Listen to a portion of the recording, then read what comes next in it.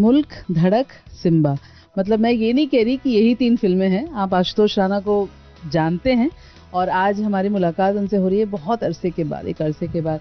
ये बताइए कि इतनी कम मुलाकात क्यों करते हैं? मतलब मुझे लगता है कि जब किसी अभिनेता की फिल्में तब तक उसकी होती हैं जब तक वो रिलीज नहीं होती। जब वो रिलीज हो जाती हैं तो वो फिल्में समाज की हो जाती हैं। तो समाज की संपत्ति के ऊपर मैं अपना मौलिक अधिकार व्यक्त करके उसके ऊपर लाड़ बताने लगूं तो मुझे लगता है कि ये थोड़ी सी समाज के साथ असदाचारता होगी।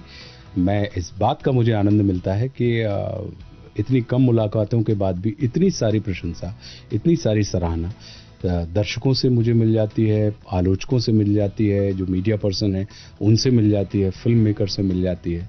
तो वैसे ही आभार के भाव से भरे रहते हैं।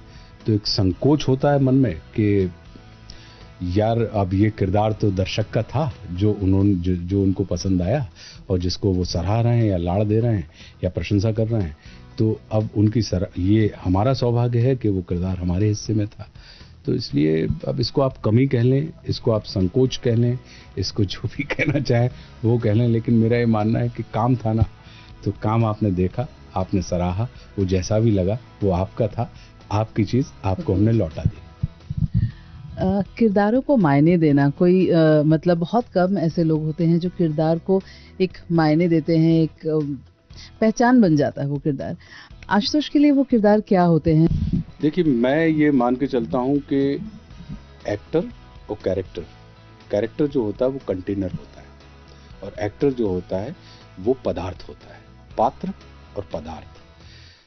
तो एक्टर की जिम्मेदारी है कि वो कंटेनर के हिसाब से अपना रूप ले, ना कि वो कंटेनर को अपने पदार्थ के हिसाब से रूप लेने के लिए मजबूर करें। पूरी कोशिश हमारी ये होती है कि हम परफॉर्म करते हुए ना लगें, हम बिहेव करते हुए लगें। इसी के कारण चाहे दुश्मन हो, चाहे संघर्ष हो, चाहे राज हो, या धड़क हो, या मुल्क हो, या सिम्बा हो, ये चूंकि दर्शकों के किरदार हो गए इसलिए वो आशुतोष की प्रशंसा करते रहते हैं। आज का जो सिनेमा है, आप बहुत वक्त से सिनेमा को देख रहे हैं, सिनेमा को बदलते हुए भी देखा है। अब ज़्यादा लोग रियलिस्टिक सिनेमा की तरफ झुकाव बढ़ता जा रहा है। पहले कहते थे आर्ट फिल्में हैं, नहीं करेंगे, मगर अब जो कमर्शियल मेन लीड वो भी रियलिस्टिक सिनेमा की तरफ झुक रहे हैं। इस बदलाव को किस तरीके से देखते हैं? और आशुतोष के लिए अभी भी वही है, किरदारों का चयन जो होता है वो वैसा ही है? देखिए, जिस बदलाव की आप बात कर रही हैं ये हम जैसे अभिनेताओं के लिए ब्लेसिंग इन डिस्गाइज है। हम तो ऑफ बीट काम पहले भी कर रहे थे। दुश्मन हो, संघर्ष हो, ये राज हो, ये सब ऑफ बीट हुआ करते थे। ये सौभाग्य की बात है कि जो उस समय धारा के विरुद्ध काम हुआ करता था वो आज की तारीख में मुख्य धारा का काम हो गया है। तो इसलिए हम जैसे एक्टर्स को काफ़ी काम भी मिल रहा है। तो ये बड़े सकारात्मक संकेत हैं। तो लोगों का जो दायरा है वो बहुत विस्तृत हो गया है और इसी के कारण अगर देखें तो जैसे धड़क थी तो उसमें ऑनर किलिंग के ऊपर बात की गई थी। मनोरंजन को बिना छेड़े हुए ऑनर किलिंग की बात भी अगर आप तक पहुंच जाए। मुल्क है तो मुल्क में जो रिलीजियस डिबेट होते हैं या जो टेररिज्म के ऊपर डिबेट चल रहा है कि बिना मनोरंजन के साथ छेड़खानी किए हुए आपको विषय पहुंचा दिया जाए। सिम्बा है तो जो रेप जैसी विभत्स दुर्घटना होती है, जो विषय है उसके ऊपर बिना मनोरंजन को छेड़े वो आप तक पहुंचा दिया जाए। तो तात्पर्य ये है कि विषय वस्तु के साथ साथ मनोरंजन का जो योग संयोग बना है ये अपने आप में अभिनंदनीय है। हिंदी को इस तरीके से इस्तेमाल करना क्या आशुतोष के अंदर है? ये मतलब आप चाहते हैं कि जो कल्चर है वो इस तरीके से नहीं, आप इसको इस तरीके से ले सकते हैं कि हिंदी मेरे सपनों की भाषा है, मैं हिंदी में सपने देखता हूँ। हिंदी मेरे अपनों की भाषा है, मेरा जो परिवेश है वो हिंदी में बोलता है। हिंदी मेरे राष्ट्र की भाषा है और हिंदी मेरे व्यवसाय की भाषा है। मैं हिंदी फिल्में करता हूँ। तो हिंदी मेरी आदत भी है, आवश्यकता भी है, सभ्यता भी है और संस्कृति भी है। तो इसको परिष्कृत होना तो लाजमी है। मेरी माँ मुझसे कहा करती थी कि अगर तुम भाषा के स्वरूप को बिगाड़ोगे तो भाषा तुम्हारा स्वरूप बिगाड़ देगी, क्योंकि व्यक्ति की पहचान उसकी भाषा से होती है। तो मेरे साथ तो माँ का कहा गया ये कथन चरितार्थ हुआ कि अगर भाषा को हमने अपनी गरिमा, उसकी गरिमा प्रदान की, तो भाषा ने उठाकर अपनी गरिमा मुझे प्रदान कर दी। तो आज की तारीख में आशुतोष के काम से अधिक उनका जो नाम या उनको सराहना या प्रशंसा मिलती है, वो आशुतोष को भाषा के कारण मिलती है। लिखने का वक्त मिलता है, कितना लिखते हैं और क्या कुछ आपका इंटरेस्ट एरिया बेसिकली क्या है? जी, मुझे इंटरेस्ट एरिया जो लेखन का होता है, लेखन के लिए समय इसलिए मिल जाता है कि मैं फ़ोन के ऊपर लिखता हूँ।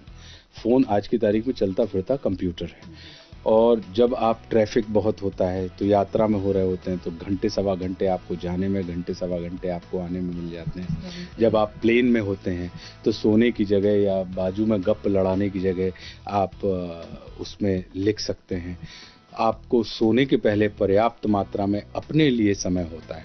आपके पास अपने लिए, हम दुनिया को तो समय देते हैं, लेकिन हमसे चूक ये होती है कि हम अच्छे प्रोफेशनल इसलिए नहीं हो पाते क्योंकि हम अपने आप को समय नहीं दे पाते।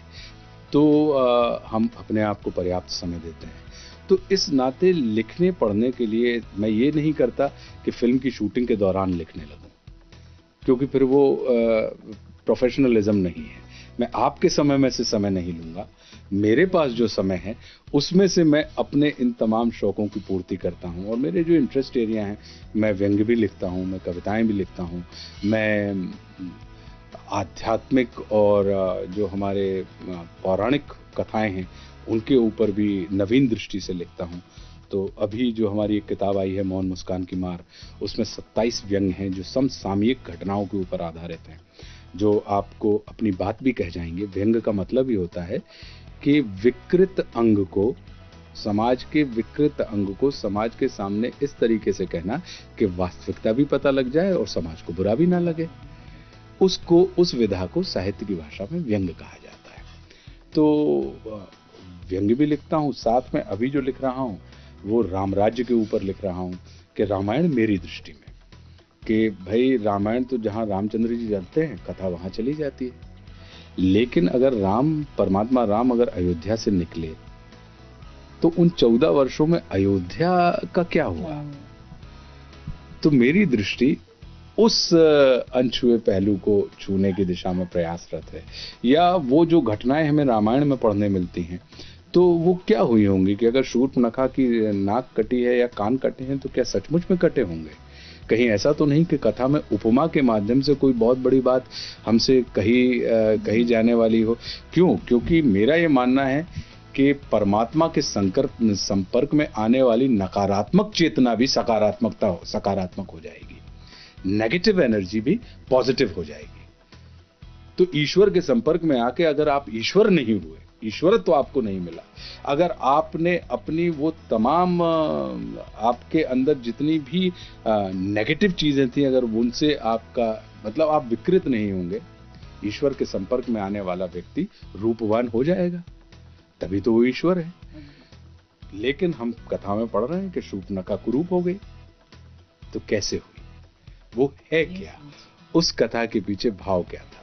बायोपिक्स का ज़माना है और वो भी एक तरफ बाला साहब ठाकरे के ऊपर फिल्म बन रही है, दूसरी तरफ मनमोहन सिंह जो प्रधानमंत्री रह चुके थे, और अब नरेंद्र मोदी पर। तो किस तरीके से देखते हैं आप इन बायोपिक्स को? श्री मनमोहन सिंह जी की बायोपिक बनी तो उसमें उनका वो कृतित्व है कि जब पूरी दुनिया रिसेशन के दौर से गुजर रही थी तो भारतवर्ष उस रिसेशन की चपेट में नहीं आ पाया। तो एक ऐसे व्यक्तित्व, एक सामान्य से व्यक्तित्व का, एक साधारण से व्यक्ति का असाधारण कृतित्व, असाधारण प्रतिभा, तो कहीं ना कहीं फिल्म निर्देशकों के दिमाग में उनका वो असाधारण तत्व कि वो कौन सी चीज थी, वो कौन सी भिन्न दृष्टि थी जो इनके पास थी, उसके कारण, उस भिन्न दृष्टि के कारण इन्होंने इसकी अभिन्नता को बरकरार रखा। तो उस चीज का अगर शोधन कोई फिल्म के माध्यम से व्यक्त कर रहा है तो मुझे लगता है कि कहीं इसको राजनीतिक घटनाक्रम से जोड़ना उस कृति के साथ न्यायपूर्ण नहीं है। दूसरी चीज, अगर बाला साहेब ठाकरे की हम बात करते हैं तो वो कौन सा व्यक्तित्व का, उनका वो कौन सा असाधारण पक्ष था, वो कौन सी अखंड दृष्टि थी जिसके कारण उन्होंने सामान्य व्यक्ति रहते हुए असाधारण कृतित्व कर डाले। जिनके पास बिल्कुल, अगर आप उस पूरी की पूरी चीज को, आप मुहिम को देखेंगे तो आप पाएंगे तो उन असाधारण तत्वों को बायोपिक के माध्यम से, कि व्यक्ति की, जब व्यक्ति के रूप में जन्म हुआ, व्यक्तित्व के रूप में आपने अपने आप को गढ़ा अपने कृतित्व से, और फिर कालांतर में आप विचार बन के पूरी दुनिया के बीच में फैल गए। तो अब इन तमाम व्यक्तियों को देखें तो क्या ये मात्र व्यक्ति की सीमा में आएंगे? ये विचार की सीमा में है। मनमोहन सिंह साहब एक विचार है, बाला साहेब ठाकरे एक विचार है, मिल्खा सिंह जी एक विचार है।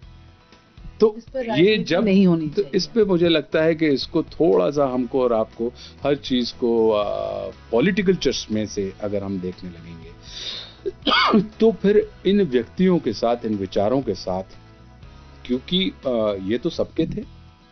हम तो अमर चित्र कथा के दौर में बड़े हुए हैं, तो अमर चित्र कथाओं में हम लोग पढ़ते ही थे ना, चित्रों के माध्यम से, कि छत्रसाल बुंदेला साहब के बारे में पढ़ लिया, महाराज छत्रपति शिवाजी के बारे में पढ़ लिया, राणा प्रताप के बारे में पढ़ लिया।